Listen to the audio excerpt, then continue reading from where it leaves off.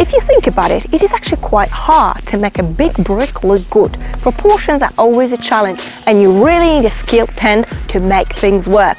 Good examples: Range Rover, that goes back to classics. Mercedes-Benz seem to love and continues to pamper the whole ML vibe, and for a very good reason, because the GLE looks rather wonderful. It's got lots of substance, presence and attitude, and it just looks expensive. Well, we're gonna hop in and see how expensive it feels to drive it. Let's check the turning circle of this machine. It is surprisingly rather impressive.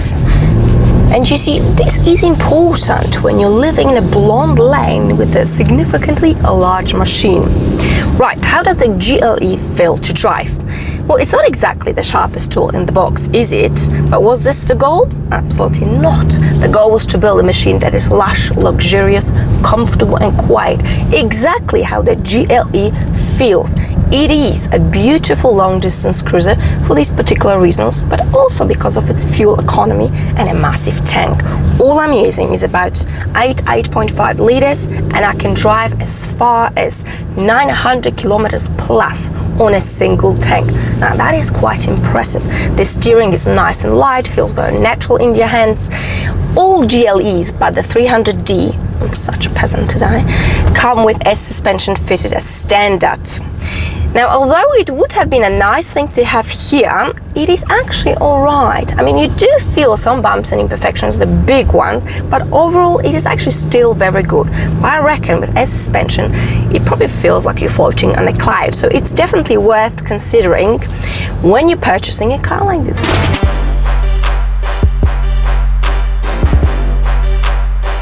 Of the 300D is a 2-liter 4-cylinder diesel engine. Now don't look at me like that, I have inspected. Hi-fi. It pumps 245 horsepower, 500 newton meters of torque. And is it okay? It's okay-ish when you just sit back, relax and cruise on the motorway. And that is until the point you have to overtake in a more dynamic manner. It's not exactly bull coming at your situation, is it? I just feel it doesn't have enough pulling power, and I feel this diesel is squeezing 100% out of its guts, and whilst doing so it is a little bit sweaty, it is a little bit tired, it is a little bit noisy. It's not exactly the elegant Mercedes I was fantasizing about, but then again, a lot of people who are considering purchasing this car don't care about this engine. So Mercedes is actually quite clever, and who am I to judge? Bitch, I got problems on problems on problems on problems on problems on problems. I solve them. I run through the money. Right, the time has come to inspect the cabin. Overall, it is really lovely in here actually. I like this one big screen. This is a touch screen, by the way, so that you can operate it with your finger. You can also operate it from here, and oh boy, as a result, there's a lot going on. Lots of buttons, so it does take a bit of time to get your head around it, but I promise you, with a bit of patience, you can get there, even when you're a blondie. The quality of the materials, the finishing is beautiful, nothing squeaks, nothing wobbles. You can't take anything home. What a pity. We also have an army of safety systems, parking, lane assist, essentially everything that rectifies your bad driving. We also have voice command Mercedes, and it's a little bit problematic when you sound a bit like you're coming out of the woods with your accent. Hey Mercedes! Yeah, she's not going to have a typical woman, she's not listening. We also have this gear lever that's located here on the steering wheel. Saves lots of space. It feels very American but very clever, and I promise you'll be forever wiping your windows when you switch from this car to another one, and people will be looking at you in the car park, and you look back and say, well, I meant to do that, I meant to clean my windows. But overall the cabin is, well, Mercedes class. Lovely. Boot space, let's have a look at you, shall we? Plenty of room to carry all your clutter and your sexy red boots. Don't laugh, I'll be putting those shortly.